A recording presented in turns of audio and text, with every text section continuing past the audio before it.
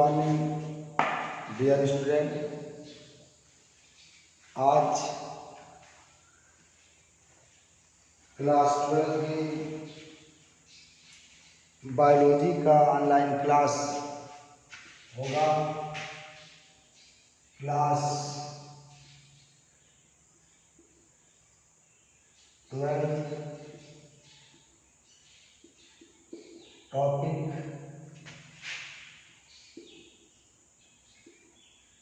Reproduction in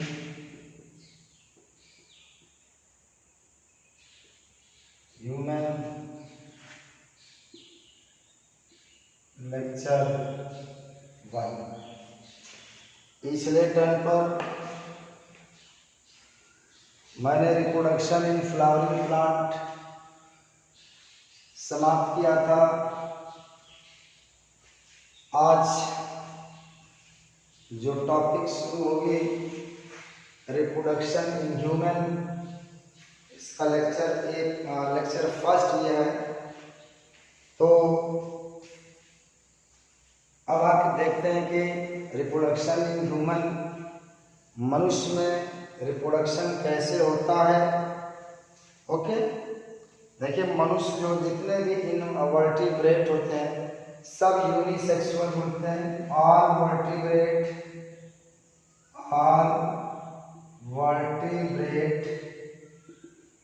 जो होते हैं यूनिसेक्सुअल होते हैं। यूनिसेक्सुअल ऐसे को डायोसियस करते हैं, डायोसियस करते हैं, डायोसियस होते हैं। ठीक है ना। सभी वर्टिब्रेट्स होते हैं आपके यूनिसेक्सुअल हैं, डायोसियस है। तो ह्यूमन भी क्या है? वर्टिब्रेट है। ह्यूमन भी क्या चीज है? यूनिसेक्सुअल है। क्या है? ह्यूमन यूनिसेक्सुअल है। ठीक है। तो नर और मादा जनन अलग अलग इंडिविजुअल पर डेवलप होते हैं, जिस पर मेल रिप्रोडक्टिव ऑर्गन होता है उसको फीमेल कहा जाता है। जिस पर मेल रिप्रोडक्टिव ऑर्गन होता है उसे मेल कहा जाता है। नर और मादा मनुष्य में बहुत सारी सिमिलरिटी हैं, बहुत सारे डिफरेंसेस हैं। कुछ वाह्य लक्षण जो नर और मादा को डिफर करते हैं उसको द्वितीयक लैंगिक लक्षण कहते हैं। सेकेंडरी सेक्स कैरेक्टर कहा जाता है। ठीक है ना। जैसे मेल में सेकेंडरी सेक्स कैरेक्टर क्या होते हैं? दाढ़ी, मूछ, काना, आवाज का भारी होना, शरीर का अधिक शक्तिशाली होना, शरीर पर बाल का अधिक पाया जाना, ये नर द्वितीयक लैंगिक लक्षण है। मेल सेकेंडरी सेक्स कैरेक्टर है। इसी तरह फीमेल में द्वितीयक लैंगिक लक्षण सेकेंडरी सेक्स कैरेक्टर जो होता है क्या होता है? आवाज का पतला होना, दाढ़ी मूछ का न आना, शरीर पर बाल का कम होना और बटक पे फैट का डिपोजिशन, स्तन ग्रंथियों का विकास, ये सारे फीमेल सेकेंडरी सेक्स कैरेक्टर हैं। तो नर और मादा कुछ वाह्य कैरेक्टरों, वाह्य लक्षणों के आधार पर डिफर करते हैं। अब इसमें एक हेडिंग डाल लीजिए, events in sexual character,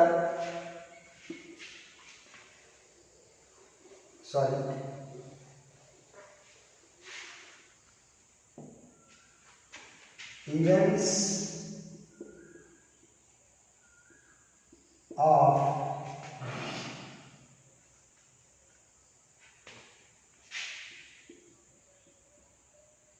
sexual reproduction। इसका मतलब यह हुआ कि लैंगिक लक्षण में कौन कौन सी घटनाएं आती हैं, मैं उनको एक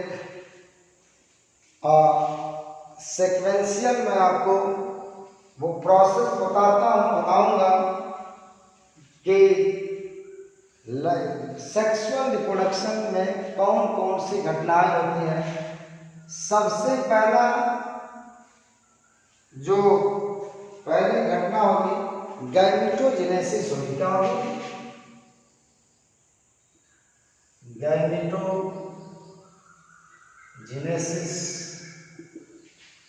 गैमीट्स का निर्माण। इसका मतलब क्या होगा? फॉर्मेशन ऑफ गैमीट्स, जिसको युग्मक कहते हैं या एक भी कहा जाता है। ठीक, फॉर्मेशन ऑफ गैमीट या एक कहा जाता है नर जनन अंग से नर गैमीट्स, फीमेल गैमीट्स बनेंगे और मादा जनन अंग से फीमेल गैमीट्स का निर्माण होगा। तो ये जो होंगे नर, क्या मेल एंड फीमेल अलग अलग होंगे। क्या होंगे? मेल और female, male and female. Write down.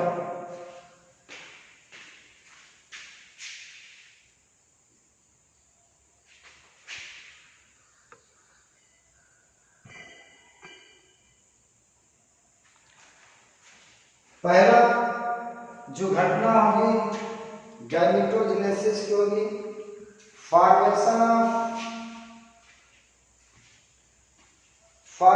Of gametes. Gametes को हिंदी में युग्मक कहा जाता है। एक दो प्रकार के होंगे, मेल एंड फीमेल।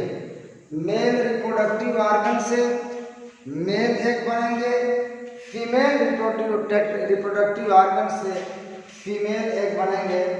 दूसरा स्टेप जो होता है इनसेमिनाइजेशन होता है।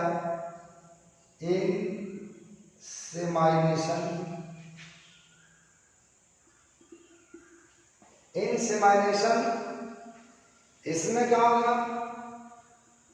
जो मेल एग है वो फीमेल के रिप्रोडक्टिव ऑर्गन में इंसर्ट किया जाएगा, यानी भेजा जाएगा। क्या हो जाएगा? भेजा जाएगा। इनसेमिनेशन क्या होगा? मेल एग, इसको स्पर्म कहा जाता है ह्यूमन बीइंग में। Male egg sperm inserted into female reproductive organ. Insert मतलब भेजा जाता है, inserted into female reproductive organ.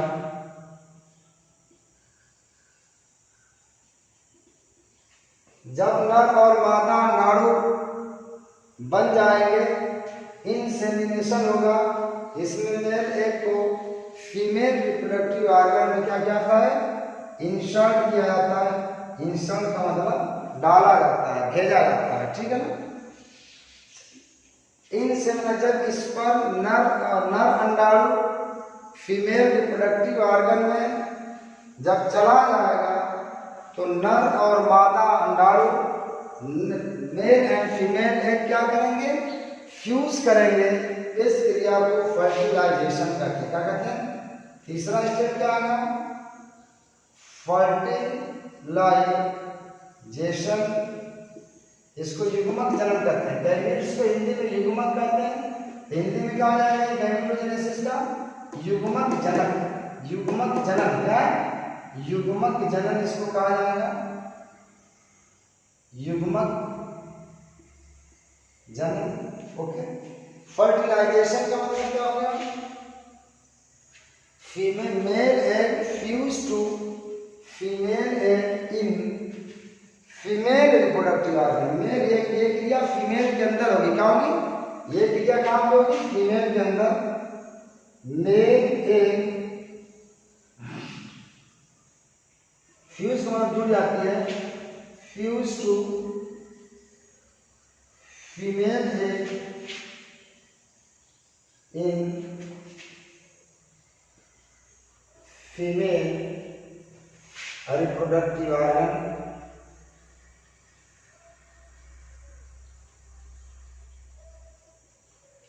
जब आपका इंसेमिनेशन हो जाएगा, मेल एग आपका फीमेल रिप्रोडक्टिव ऑर्गन में पहुंच जाएगा, तो मेल एग फ्यूज क्या करेगा? फीमेल एग से फ्यूज करेगा इन फीमेल रिप्रोडक्टिव ऑर्गन। तो क्या बनता है? जाइगोट का निर्माण होता है। 2n नंबर की सेल बन जाती है। एक में n नंबर गुणसूत्र होता है, क्रोमोसोम होता है, और जाइगोट में क्या हो जाएगा? 2n नंबर हो जाएगा। And for zygote 2n।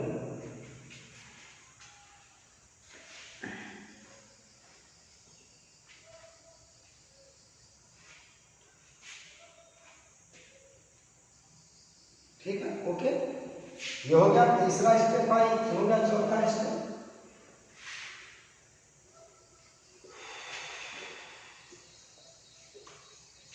अब जाइगोट बन गया, तो जाइगोट के अंदर क्या होगा? डिवीजन होगा। डिवीजन होकर के एम्ब्रियो का निर्माण होगा। तो क्या हो जाएगा? Embryonic development. चौथा क्या हो जाएगा? Embryonic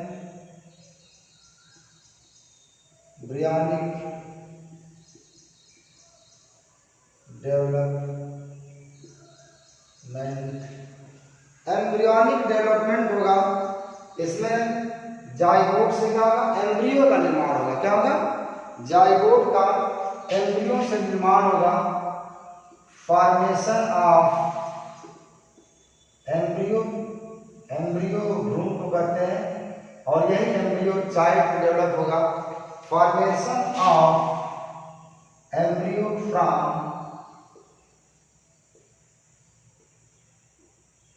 zygote. इसमें एम्ब्रियो से एम्ब्रियो का निर्माण होगा। कहां से? जाइगोट में। पांचवा स्टेप क्या होगा?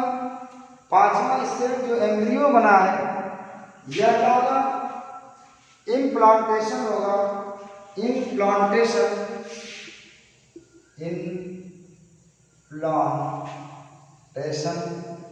प्रत्यारोपण। इसमें जो एम्ब्रियो है, जो जाइगोट बना है, वह यूट्रस की वॉल से प्लेसेंटा द्वारा क्या हो जाएगा? प्लेसेंटा द्वारा जुड़ जाएगा। क्योंकि डेवलपिंग एम्ब्रियो को माँ के भ्रूण, माँ के सेक्स ऑर्गन से, यूट्रस से, गर्भाशय से भोज्य पदार्थ की आवश्यकता पड़ती है। इस क्रिया को कहते हैं इम्प्लांटेशन। क्या है? इम्प्लांटेशन। इसमें क्या होगा? एम्ब्रियो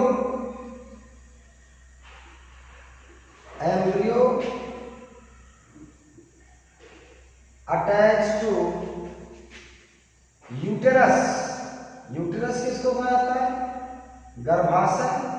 यह फीमेल रिप्रोडक्टिव ऑर्गन का पार्ट है। जब ये पार्ट फीमेल रिप्रोडक्टिव ऑर्गन में बताऊंगा तो यूटेरस का है। Embryo attach to uterus by placenta. Placenta, placenta क्या होता है? जिसको नाड़ी कहा जाता है, हिंदी में अपरा कहते हैं। क्या कहते हैं? अपरा कहा जाता है। यानी आप जानते होंगे कि ये नाभ जो होती है ना, ये नाभ से, ये उसी का अवशेष पार्ट है। बाई बर्थ इसको नाभ को काट करके क्या कर दिया जाता है? निकाल दिया जाता है। ठीक है ना? और ये जो भ्रूण का जो इम्प्लांटेशन होता है, ये फर्टिलाइजेशन के 7वें दिन होता है।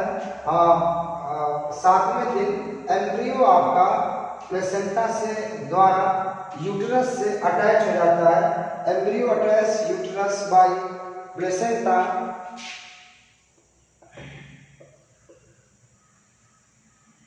Seventh day from the fertilization, निषेचन के 7वें दिन के बाद यह एम्ब्रियो आपका प्लेसेंटा से क्या हो जाएगा, अटैच हो जाएगा। देखो इसमें कौन और division, implantation,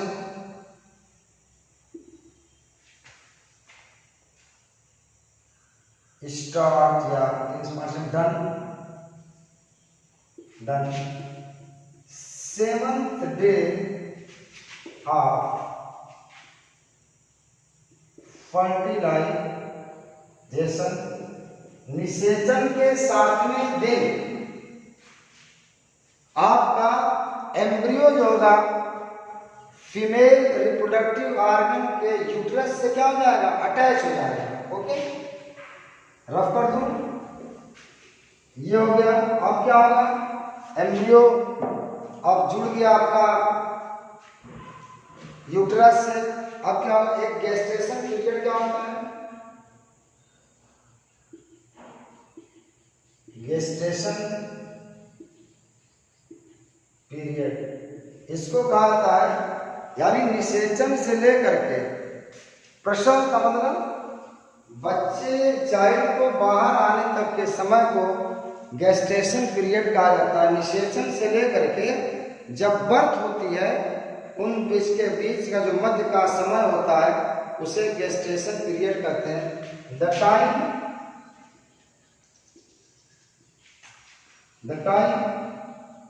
from fertilization to parturition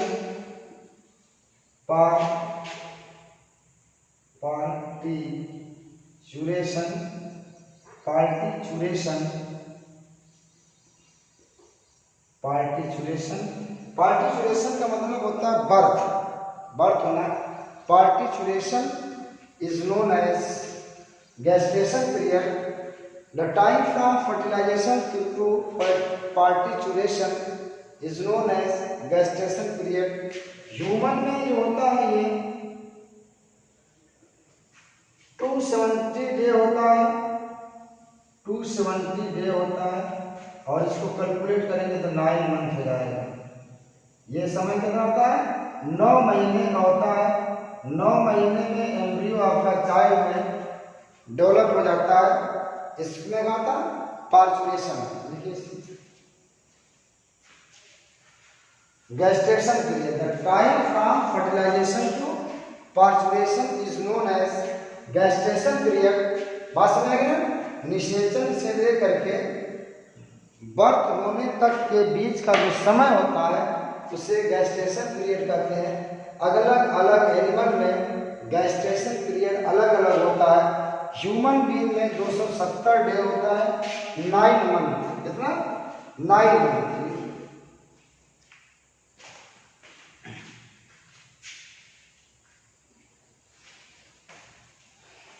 अब क्या होगा, चाइल्ड आपका डेवलप हो गया। अब डेवलप होने के बाद चाइल्ड का आएगा, फीमेल के शरीर से बाहर आएगा। इसको पार्टिचुरेशन करते हैं। क्या कहते हैं, पार्टिचुरेशन।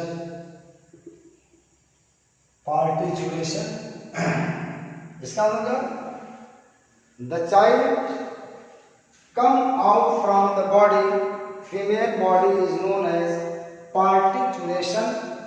The child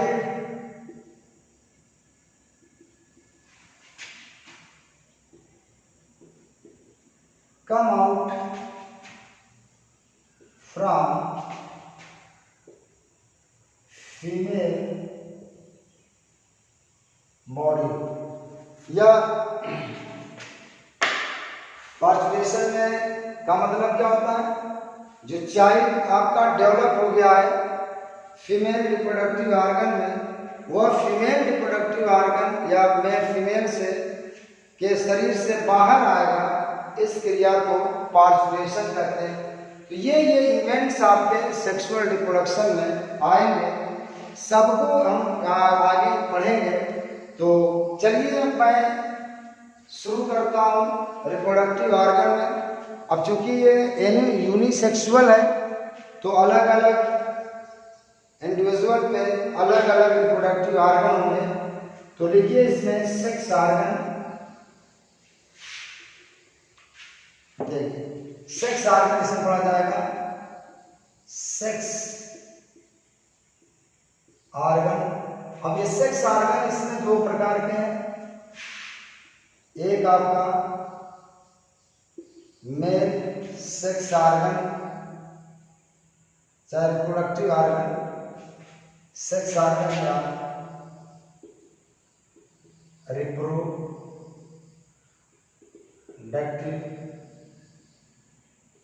organ, sex organ या रिप्रोडक्टिव ऑर्गन, मेल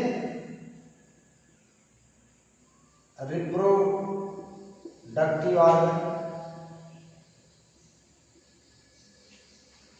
ये आपका है फीमेल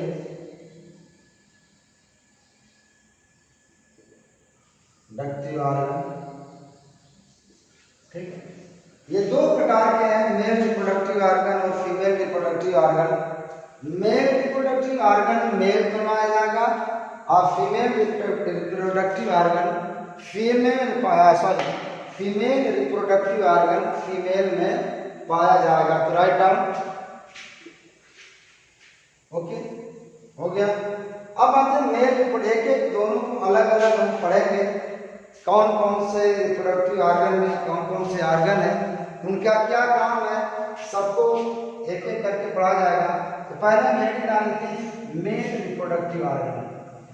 क्या male reproductive organ, male reproductive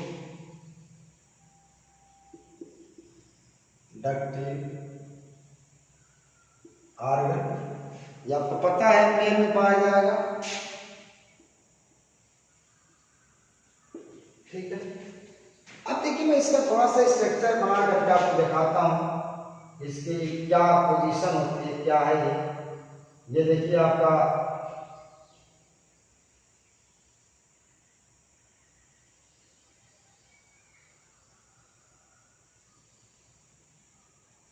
ठीक है।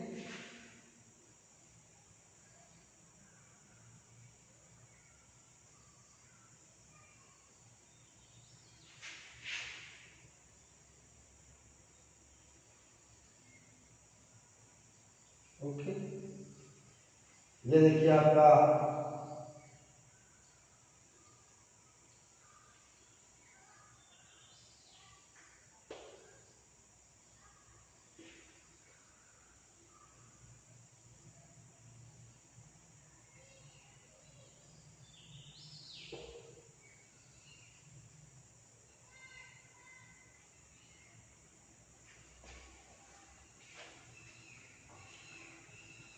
ये देखिए थोड़ा सा आउट स्केच में बना रहा हूं इसका, और ये आपका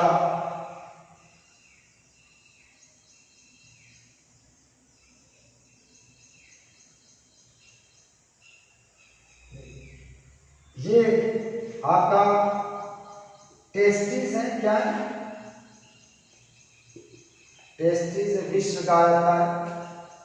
ये आपका पेनिस है, सिस्टम जिसको कहा जाता है। ये स्क्रोटल सेक है, स्क्रोटल सैक है। ये आपका एपिडाइडिमिस है, एपिडाइडिमिस। ये आपका वासा डिफरेंस है, वासा। अभी सब एक एक करके बताऊंगा। वासा डिफरेंस है, ये आपका सेमाइनल वेसाइकल है, सेमाइनल वेसाइकल है, सबकी हिंदी बताऊंगा। और ये आपका इजैकुलेटरी डक्ट है,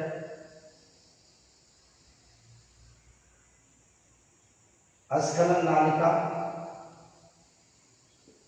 ठीक है, ये देखिए इस आपका स्क्रोटल साइड, इसको राइट डाउन। ये देखिए ये टेस्टिस है, ये आउट ऑफ एब्डोमेन से शरीर के उधर भाग से कुछ नीचे ये उतरा होता है टेस्टिस। उसका कारण ये भी बताऊंगा। दो टेस्टिस आती हैं, टेस्टिस के चारों तरफ एक पाउच जैसी संरचना उसको घेरे रहती है, जिसको स्क्रोटल सैक या विष्णुकोश कहा जाता है। यहाँ पे देखिए एक मोटी सी संरचना आपके टेस्टिस में दिखाई दे रही है, जिसको एपिडाइडिमिस कहते हैं। इसका भी मतलब बताऊंगा एपिडाइडिमिस क्या होता है। और यहाँ से देखिए ये टेस्टिस से ये नली निकली हुई है। क्या ये नली निकली हुई है? इस नली को वासा डिफरेंस या शुक्रवाहिनी कहा जाता है। और ये जाकर के सेमाइनल वेसाइकल में एक कॉमन डक्ट से जाकर में खुल जाती है, जिसे हम इजुकुलेटरी डक्ट या स्खलन नालिका कहते हैं। ये ऊपर से जो दो नली आ रही हैं, ये यूरेटर है, मूत्र वाहिनी है। ये आपका मूत्र लेकर के किडनी से आ रहा है। यहाँ पे कॉमन रूट जो होगा वहां पे जाकर के ये इस तरह से देखिए ये आपका यूरेथ्रा है। क्या है? ये आपका यूरेथ्रा है। यहाँ पे ये दोनों क्या है, कॉमन पाथ में ये जाकर के ये खुल जाएगा। इस तरह देखिए ये हो गया और ये आपका यहाँ पे आ गया। ठीक है, तो ये आपका आउटस्केट स्ट्रक्चर था मेल रिप्रोडक्टिव ऑर्गन का। तो इसको आप बना लीजिए। देखिए बड़ा आसान है।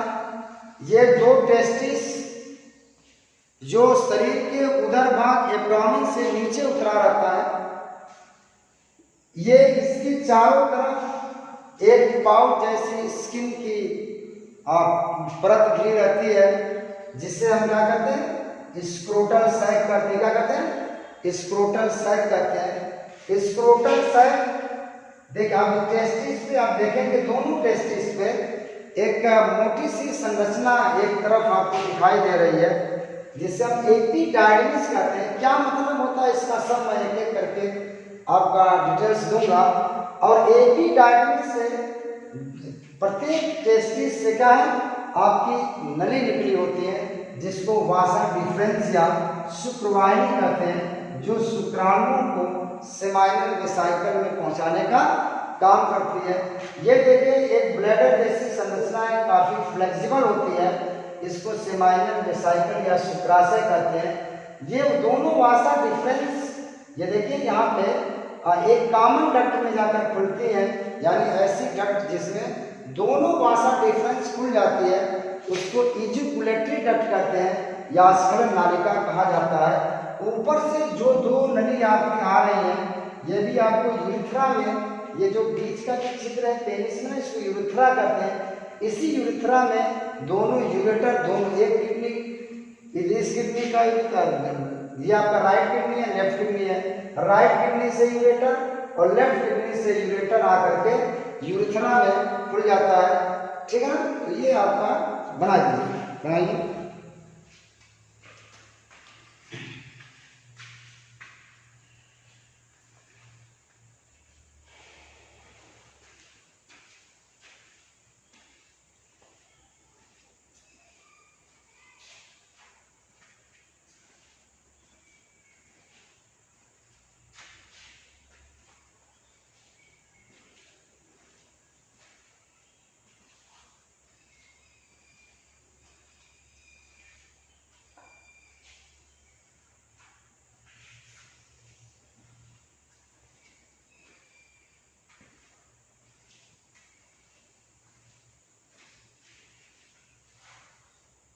हो गया। अब इसमें अभी काफी डिटेल्स इस पे आनी है। ये तो मैं एक आउटस्केट स्ट्रक्चर बताया, क्या क्या पोजीशन है। अब इसमें लिखिए कि types of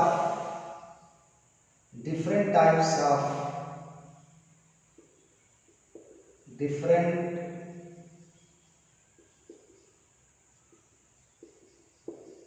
types of male reproductive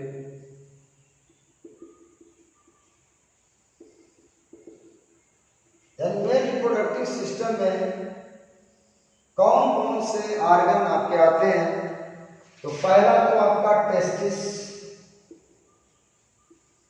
जिसको विष्ण कहते हैं, टेस्टिस। उसके बाद दूसरा आपका है स्क्रोटल सेल, स्क्रोटल सेल। तीसरा आपका है एपिडार्मिस,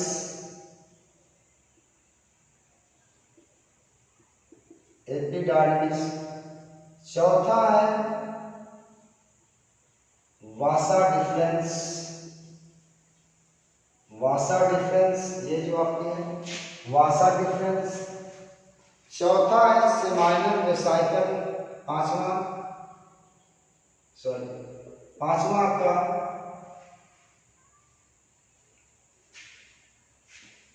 पेनिस, ये पेनिस आपकी। और ये आपका मेन क्या है? मेन रिप्रोडक्टिव ऑर्गन है। और ये सब एक चीज और है, ये छठवीं है सेक्स ग्लैंड, सेक्स ग्लैंड। ये सारे जो एसेसरी है, सहायक है, एसेसरी ऑर्गन जो टेस्टिस के कार्यों को या टेस्टिस को सहारा प्रदान करती है। सेक्स ऑर्गन में, सेक्स ग्लैंड में 3 ग्लैंड आएंगे। एक तो सेमाइनल वेसाइकल, जिसको शुक्राशय कहते हैं। दूसरा यहाँ पे यूरेथ्रा के अंदर 2 ग्लैंड पाए जाएंगे, एक पोस्ट्रेट ग्लैंड और तीसरा कूपर्स ग्लैंड, कूपर ग्लैंड। ये 3 ग्रंथियां आपकी सेक्स ग्लैंड कराती है। सेमाइनल वेसाइकल ये है जो चौड़ा वाला भाग। प्रोस्टेट ग्लैंड ये आपके यूरेथ्रा में पाई जाएगी। और ऊपर से ग्लैंड ये क्या यूरेथ्रा में पाई जाएगी। ओके, ठीक है, राइट डाउन लीजिए। ये मिटा दूं, रफ फेयर कर दो, इसको रफ कर दूं। आइए,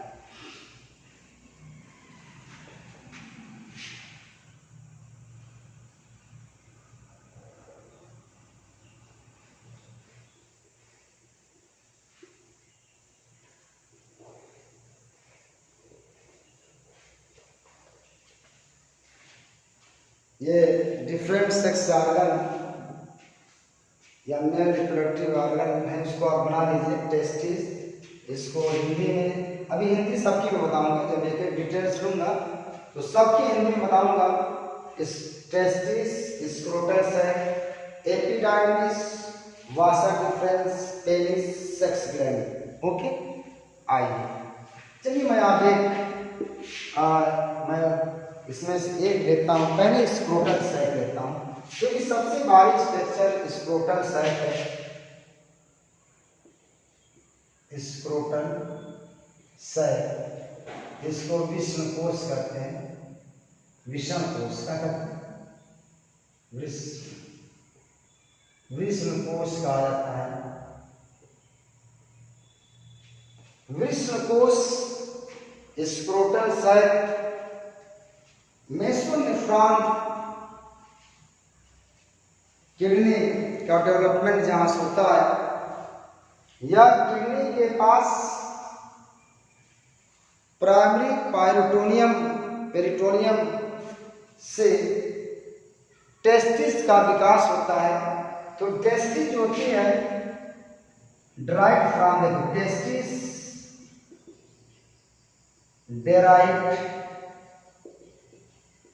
derived from क्या मेसोडर्म। ध्यान रखिए,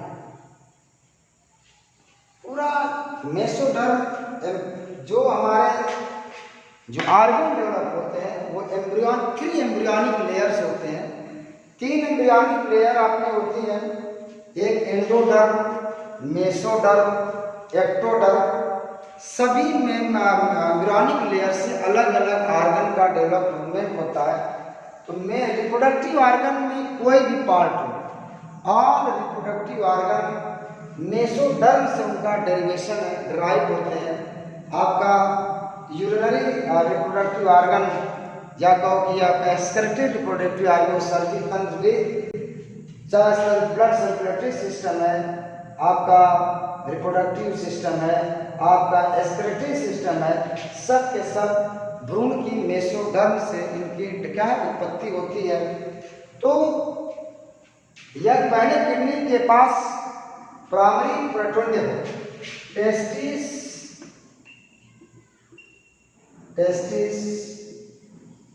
फ्रॉम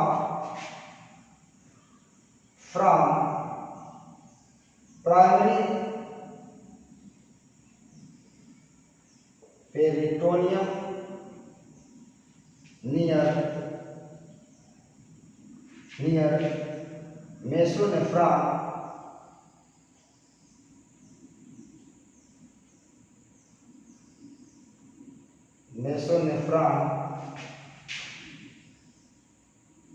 यहाँ से किडनी का डेवलपमेंट होता है।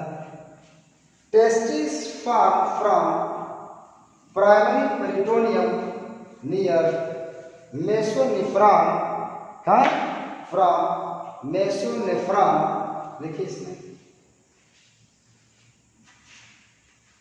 अब देखिए, यानी जो टेस्टिस बनता है वह प्राइमरी पेरिटोनियम परत से बनता है, और ये कहाँ पे बनता है? नेफ्रॉन के पास या किडनी के पास बनता है। After 7 month of embryonic development, 7 महीने में भ्रूणी परिवर्तन के जब 7 महीने पूरे हो जाते हैं तो ये टेस्टिस जो होता है उधर भाग से, एब्डोमेन से नीचे स्क्रोटल सैक में क्या होता है? उतर जाता है। देखिए क्या होता है?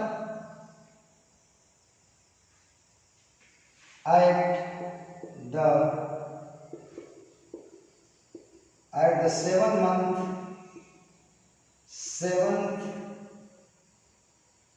month of embryonic development, testes come out into scrotal sac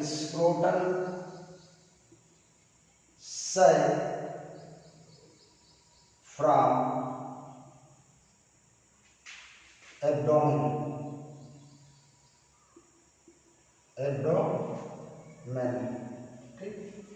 At the 7th month of embryonic development, testes come out into scrotal sac from abdomen. जब बच्चा भ्रूण में पल रहा होता है तो 7वें महीने में 7 महीने पे यह टेस्टिस जो होता है उधर भाग से, यानी उधर भाग होता है, उधर भाग एब्डोमेन से क्या होता है? नीचे आ जाता है। इसमें स्क्रोटल सैक में, हेलो बस मैं बोला, हाँ क्या बताओ? हाँ क्या चीज? अच्छा मैं बाद में बता।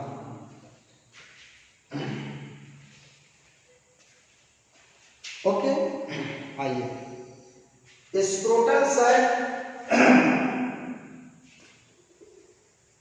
के चारों तरफ एक पतली हेयरिंग स्किन पाई जाती है। तो scrotal sac surrounded by a thin hairy, thin मतलब पतली, hairy skin। या जो स्क्रोटल सैक होता है जिसमें टेस्टिस आपका रहता है, उसके चारों तरफ हेयरी स्किन, क्या ऐसी पतली त्वचा जिस पर क्या होता है, बाल पाए जाते हैं। ठीक है ना। अगली पॉइंट लीजिए।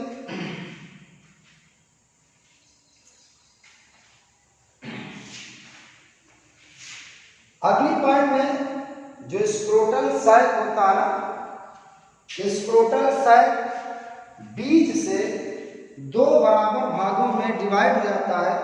वह भाग वो कौन डिवाइड करता है, जिसको हम स्क्रोटल सेप्टम कहते हैं। क्या कहते हैं? Scrotal septum. देखो, scrotal sac divided into two half by आधा। टू हाफ मतलब क्या, दो अर्ध भाग में, two half by scrotal septum का मतलब क्या होता है, दीवार होती है। एक दीवार द्वारा टेस्टिस जो होता है दो अर्ध भागों में क्या आता है, विभाजित हो जाता है। कौन है, विभाजित हो जाता है। ओके, लिखिए, divided into two half by scrotal septum।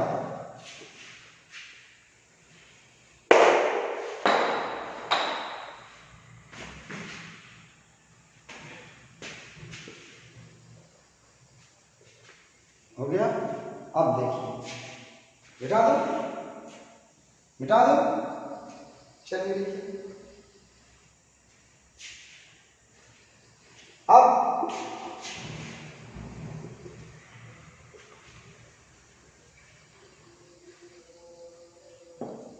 Scrotal sac के निचले भाग पर एक संयोजी ऊतक की परत होती है। क्या होती है? संयोजी ऊतक की परत होती है। और संयोजी ऊतक के नीचे एक जो होती है आपकी अनस्ट्रिप्ड मतलब स्मूथ मसल की परत होती है, जिसे हम क्या कहते हैं, सबक्यूटेनियस परत कहते हैं। इसको हम डाल्टस मसल्स कहा जाता है कि एक डाल्टस मसल पाई जाती है। देखिए इसमें at the base of scrotal sac two layer found. पहला लेयर जो होती है कनेक्टिव टिश्यू की,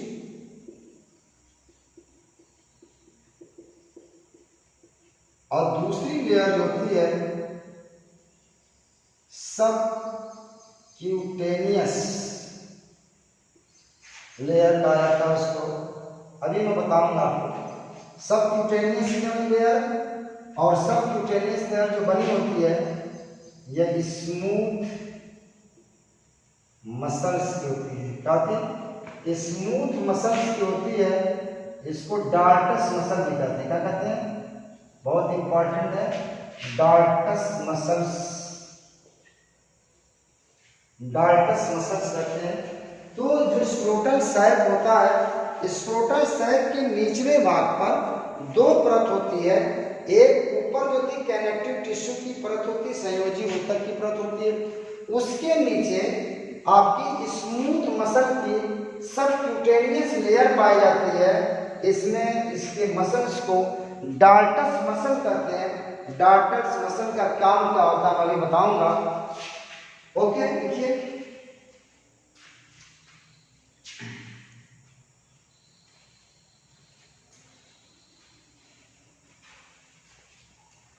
अब देखिए क्या होगा। अब प्रत्येक स्क्रोटल सैक, अब स्क्रोटल सैक के दो हाफ हो गए ना, ईच स्क्रोटल सैक लो attach by pelvic girded by inguinal canal, एक नली द्वारा ये स्क्रोटल सैक जो होता है, ये श्रोण मेखला, ये क्या है, ये श्रोण मेखला जिसको हम पेल्विक गर्डेड कहते हैं, उससे क्या होता है, अटैच होता है। देखिए कि ईच, अगली point, each scrotal, scrotal each half of scrotal sac, इसको क्या रखेंगे, ईच हाफ ऑफ, यानी प्रत्येक स्क्रोटल सैक का अर्धभाग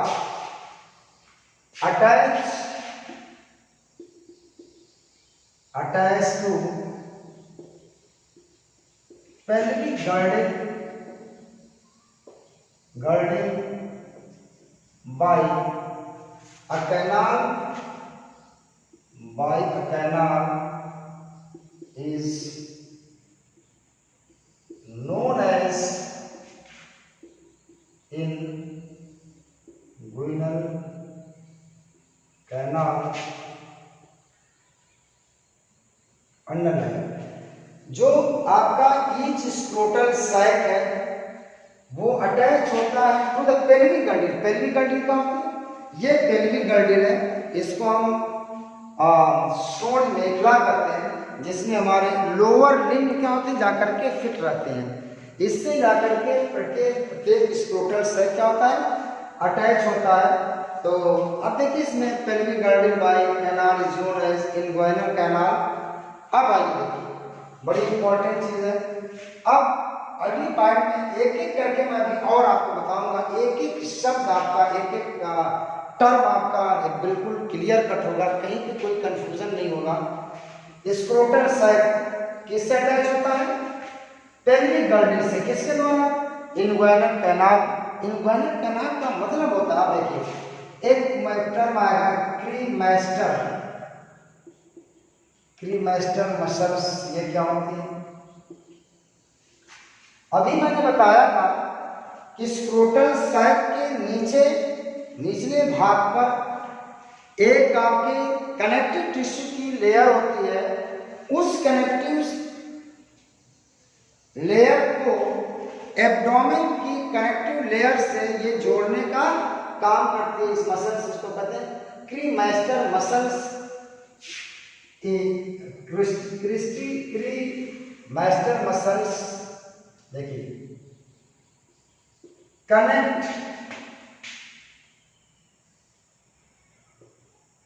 connective tissue of scrotal sac to connective tissue of abdomen. Abdomen समझते हो ना, देखिए हमारे शरीर के तीन भाग होते हैं, एक हेड होता है, ये आपका थोरैक्स या वक्ष कहलाता है, जिसमें आपके केज, थोरैसिक केज जिसमें पाई जाती है, जिसमें हार्ट हमारा है, और थोरैक्स के नीचे वाला भाग ये सब ऊपर क्या है, उधर भाग रहता है, जिसको एब्डोमेन कहा जाता है। तो क्रीमैस्टर मसल्स वो मसल होती है जो आपका कनेक्टिव टिश्यू जो आपका स्क्रोटल सैक में नीचे है, उसको क्या करता है, क्या करता है, ये आपका एब्डोमेन में जो कनेक्टिव टिश्यू है उससे जोड़ने में क्या करता है, मदद करता है, जिससे इसको स्क्रोटल सैक को सपोर्ट मिलता है। ठीक है ना, लिखिए इसमें। अब देखिए क्रीमैस्टर मसल्स, उसके बाद कुछ रक्त वाहिनियां, उसके बाद नव तंत्रिका कोशिकाएं, उसके बाद लसिका तंत्रिका, लसिका वाहिनियां, और वासा डिफरेंस जो आपकी टेस्टिस से, जो कि टेस्टिस में सेल है, तो ब्लड सप्लाई चाहिए वहां पे, अब ब्लड सप्लाई के लिए ब्लड वेसल्स आएंगे, रक्त वाहिनियां, न्यूरॉन्स आएंगे, तंत्रिका कोशिकाएं, उसको नियंत्रित करने के लिए तंत्रिका कोशिकाएं आएंगी, रक्त आपकी लसिका वाहिनियां हैं और आपकी क्या है एक चीज और, वो क्या है वासा डिफरेंस वाहिनी जो आपकी टेस्टिस से निकल करके ऊपर जा रही है। ये सारी की सारी संरचनाएं आपस में एरियोलर टिश्यू द्वारा एक दूसरे से चिपक जाती है और चिपक करके एक धागे जैसी संरचना बनाती है जिसको स्पर्मेटिड कार्ड कहा जाता है। और ये स्पर्मेटिड कार्ड कहाँ से निकलता है, इन्ग्वाइनल कैनाल से। ये सारी संरचनाएं क्या होती इन्ग्वाइनल कैनाल से होते हुए हमारे एब्डोमेन में आती है। ओके, क्योंकि आपका सेमाइनल रिसाइकल का एब्डोमेन में बात समझ भाई।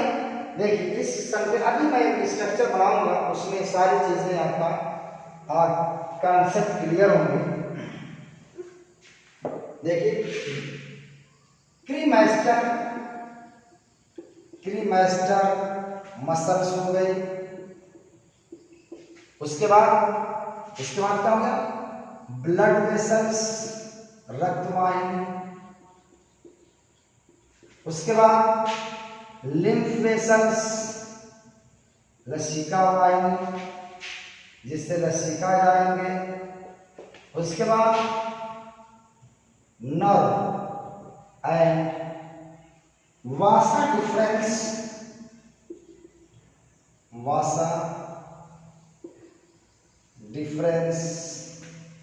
स्टिक चिपक जाते हैं, stick by areolar tissue and form और called like structure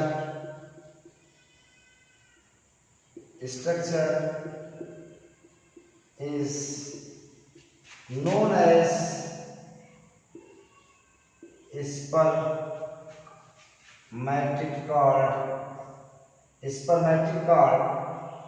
spermatic cord underline कर लीजिएगा, which is run into inguinal canal।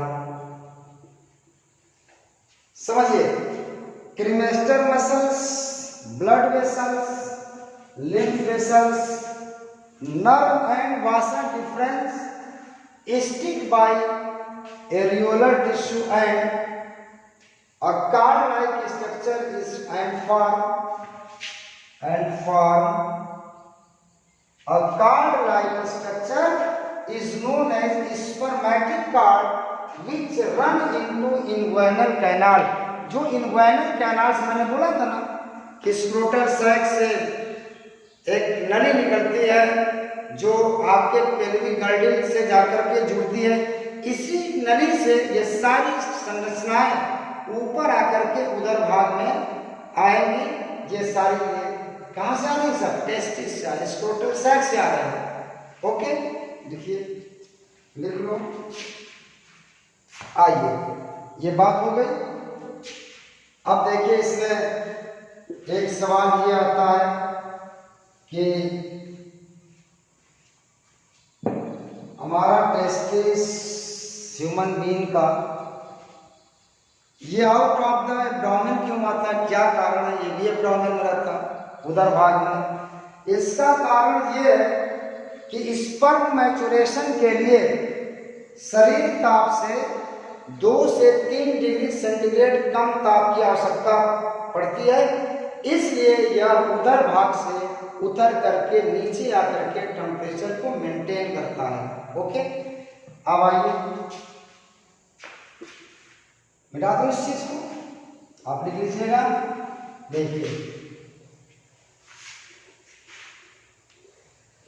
ये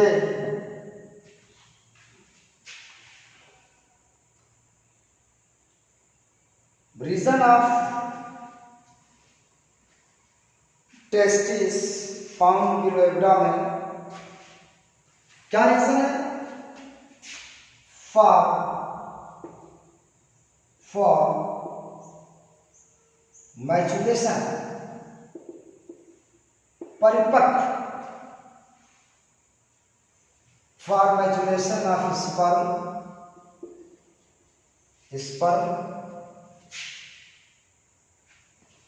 2 to 3 degrees centigrade, less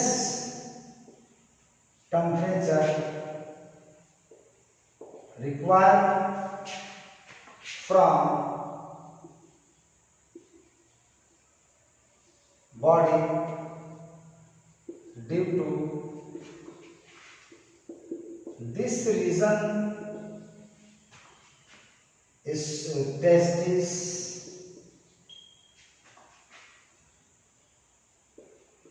come out from abdomen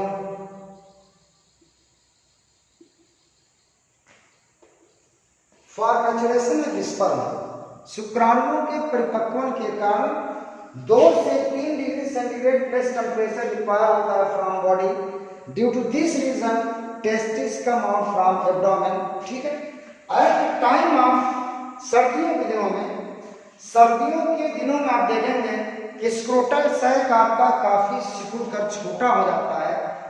इसका कारण क्या, डार्टस मसल्स क्या होती है, संकुचित होती है, और संकुचित होने के कारण टेस्टिस ऊपर जाता है, उसके साथ क्रीमेस्टर्स मसल में संकुचन होगा, जिससे आपका टेस्टिस क्या होता है, बॉडी के करीब पहुंच जाता है।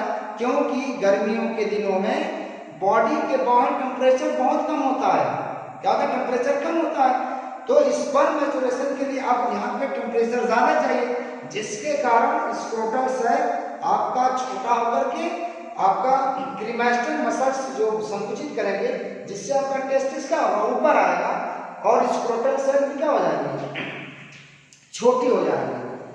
In cold season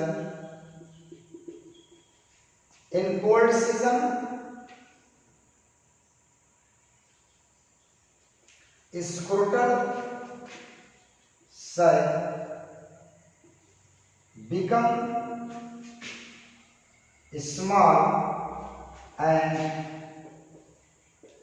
thick.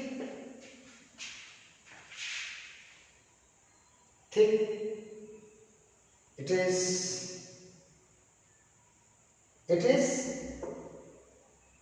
come from constriction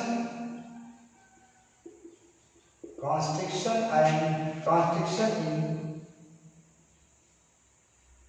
dartus muscles and cremaster muscles. In cold season, scrotal sac become small and thick. It is come from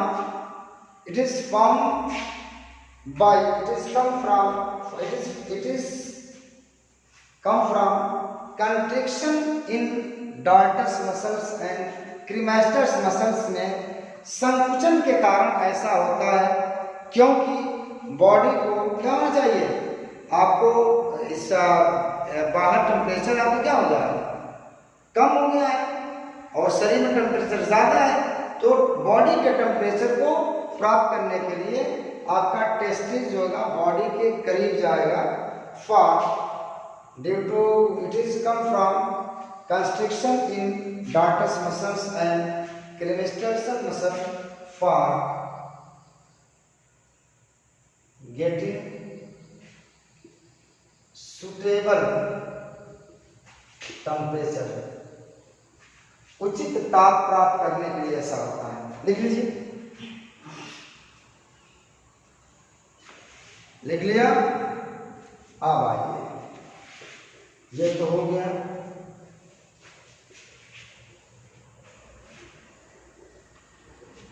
अब देखिए, इन हार्ट कंडीशन,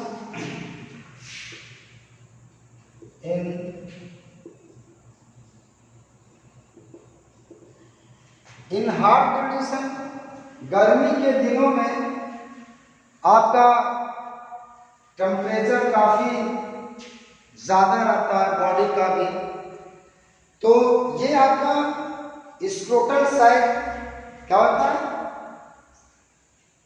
काफी लूज हो जाता है और बड़ा हो जाता है। इसका कारण क्या है, डार्टस मसल्स और क्रीमास्टर्स मसल्स में संकुचन होता है, क्या है, शिथिलन होता है, रिलैक्सेशन होता है, ढीले होते हैं उससे। लेकिन in hard condition scrotal sac become thin and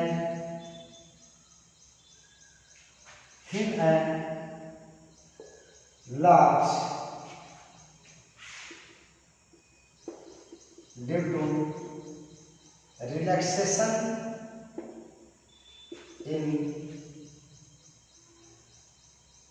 darkus muscles and cremasters. Okay, एक चीज आता है, एक कंडीशन है क्रिप्टोकाइटिस। क्रिप्टोकिडिस क्या होता है, क्रिप्टोकिडिस में क्या होता है कि टेस्टिस जो होता है बाहर एब्डोमेन से बाहर नहीं आ पाता है। इस कंडीशन को क्रिप्टोकिडिस कहते हैं। Testis remain in abdomen remain in abdomen।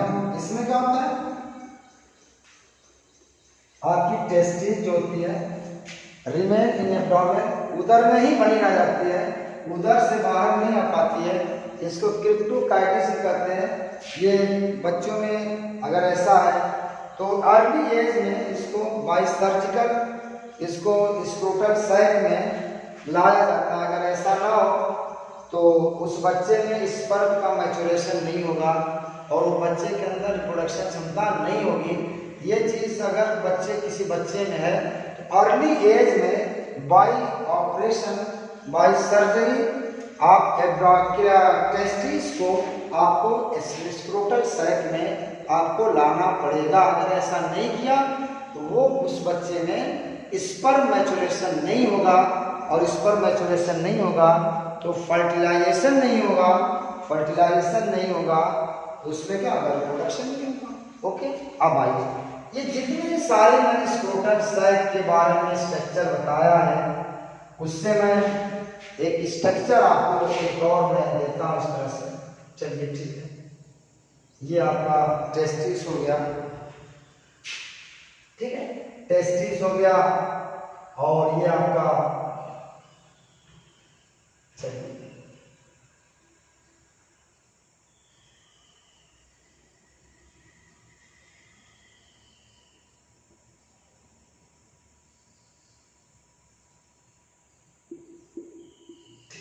ये देखिए आपका इस तरह से ये क्रीमास्टर्स मसल्स ये हैं।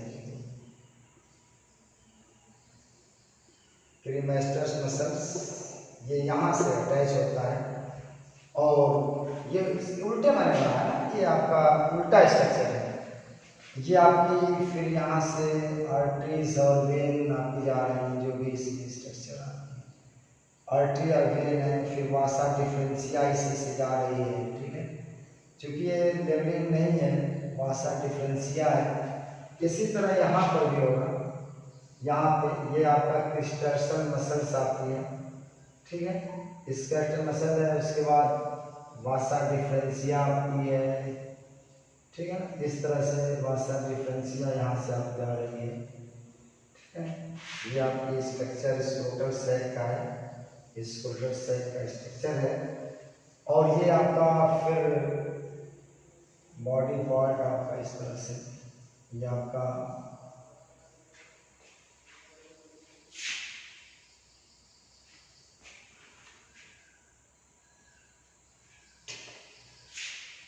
ये पूरा जो कार्ड होता है ना, ये जिसमें इसमें ये भी आपका इन्वाइनल कैनाल, इस तरह से इन्वाइनल कैनाल ये भी आपका इन्वाइनल कैनाल है, आपकी ये इन्वाइनल कैनाल है। और ये आपका टेस्टिस है, टेस्टिस है, स्क्रोटल सैक है, स्क्रोटल सैक है। ये आपका सारी संरचनाएं मिलकर के एक आपके धागे जैसी संरचना बना लेती हैं। इसको स्पर्मेटिक कार्ड कहते हैं। और ये आपकी क्रीमेस्टर्स मसल्स है। ये क्या क्रीमेस्टर्स मसल्स है, क्रीमेस्टर मसल्स है। ये इसी में सारी संरचनाएं हैं। इसको यहाँ पर डिफर करना बड़ा मुश्किल है ये, क्योंकि लेवल डायग्राम, कलर डायग्राम नहीं है। ये आपका ब्लड वेसल्स हैं, क्या है, ब्लड वेसल्स हैं। इसी में आपका न्यूरॉन्स होंगे। ये आपका वासा डिफरेंसिया है, वासा डिफरेंस है। ये आपका पेनिस का भाग है, इसको कार्पोरा स्पंजियोजम कहते हैं, कार्पोरा स्पंजियोजम। चल ठीक है, बाद इसको बताते हैं स्ट्रक्चर इसका बताएंगे। मेरा कहने का मतलब ये था यहाँ पे कि मैंने कहा था टेस्टिस के निचली सतह पर इस तरह से देखिए, और दो परत, एक परत ये हो गई और दूसरी परत ये है, ठीक। और सर यहाँ बना दिया, यहाँ पे इस तरह से एक परत ये हो गई, एक परत ये हो गई, ये हेयर स्ट्रक्चर यहाँ पे होगा, ठीक है। ऐसा यहाँ पर भी होगा, एक परत ये होगी, एक परत ये होगी। इस परत को मैंने कहा था, ये लेयर जो आपकी है ये आपका कनेक्टिव टिश्यू है, क्या है, कनेक्टिव टिश्यू है।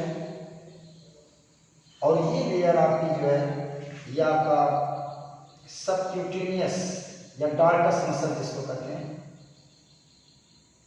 डार्टस मसल्स है। ये डार्टस मसल्स एक क्रीमेस्टर जो होती है ना, ये अंदर से आती है पीछे बैक साइड से। ये क्रीमेस्टर्स जो मसल्स होती है ये टेस्टिस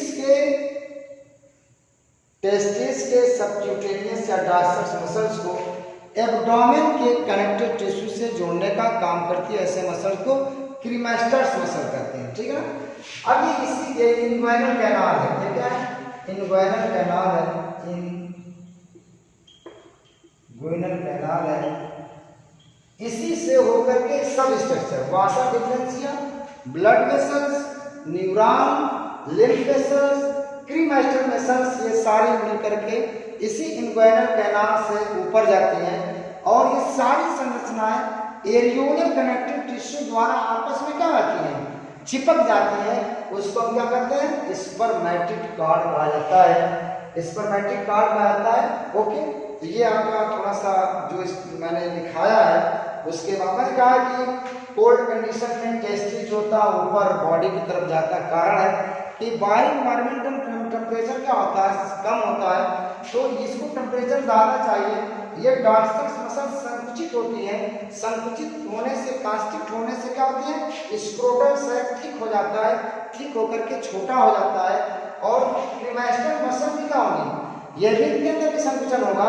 क्रीमेस्टर मसल जब संकुचित होंगी तो आपका टेस्टिस क्या होगा, ऊपर चढ़ेगा। ओके, ठीक है ना। इसी तरह गर्मी के सीजन में क्या होता है, गर्मी के सीजन में बॉडी में टेम्परेचर ज़्यादा है, इसको कम टेम्परेचर चाहिए, तो क्या करता है, डार्टस मसल रिलैक्स करती है। जब रिलैक्स करेंगे तो स्क्रोटल सैक क्या होगा, वो लूज हो जाएगा, थिन हो जाएगा और बड़ा हो जाएगा। और क्रीमेस्टर मसल भी रिलैक्स करेंगे तो आपका टेस्टिस क्या हो जाएगा, शरीर से और दूर चला जाएगा। तो गर्मियों में टेस्टिस नीचे आता है और ठंडक में टेस्टिस क्या होता है, ऊपर जाता है। ओके, तो it is all about today class. अब आगे नेक्स्ट पे मैं अगला ऑर्गन आपका टेस्टिस के बारे में बताऊंगा जो आगे आएगा। तो ये स्क्रोटल सैक के बारे में था, इतना बड़ा क्लास स्क्रोटल सैक में निकल गया। तो इसको अगर आप एक एक पॉइंट का मतलब है, एक एक पॉइंट का रिलेशन होता है पूरे टॉपिक से, अगर पूरे पॉइंट को अगर आप समझते चलेंगे तो पूरा टॉपिक आपका, सिस्टम आपका बिल्कुल क्लियर कट हो जाएगा, कहीं भी कोई कंफ्यूजन नहीं रहेगा। और जब कहीं कंफ्यूजन नहीं रहेगा, पूरी मैकेनिज्म आपकी सिस्टम की पता रहेगी, तो क्वेश्चन अपने आप उसमें से निकलेंगे, क्वेश्चन अपने आप उसमें से निकलेंगे, कहीं आप रुकने का कोई सवाल ही नहीं हो सकता है। क्वेश्चन तो तब फंसता है जब आपके सिस्टम के टॉपिक के पकड़ कमजोर होती है, उसका नेटवर्क प्रॉब्लम, आपको नेटवर्क पता ही नहीं है, तो डिफिकल्टीज आती है। तो टुडे आज इतना ही बस आज के ऑनलाइन वीडियो क्लास में, बस इतना ही बस उम्मीद और आशा के साथ कि आप घर पे ईमानदारी पूर्वक पढ़ रहे होंगे। और एक गुजारिश मैं बार बार करता हूँ, इतना रहम और करम कर दिया करिए, आपके लिए free of cost online classes लगभग 1.5 महीने से चल रही, कोई भी दिन आपके लिए नागा नहीं है, कोई भी दिन आपका गैप नहीं है, सिर्फ आपके भविष्य की चिंता दिलो दिमाग पे है, इसलिए हम लोग अथक प्रयास और मेहनत कर रहे हैं। बस एक रिक्वेस्ट आप सबकी जाती है, लेकिन उसमें मैं समझता हूँ कि कहीं न कहीं बेईमानी और चोरी स्टूडेंट कर रहे हैं। इस वीडियो को देखने के बाद लाइक, सब्सक्राइब और कमेंट्स करना ना भूलें, क्योंकि इससे आपके टीचर्स, आपके कॉलेज को क्लैरिफिकेशन मिलता है, आपके टीचर्स और कॉलेज का क्लैरिफाई होता है। तो बस इस उम्मीद के साथ कि आप वीडियो देखने के बाद वीडियो को लाइक, सब्सक्राइब और कमेंट्स जरूर करेंगे। इसी के साथ आज की क्लास में वाइंड अप करता हूँ। बहुत बहुत धन्यवाद। Thank you.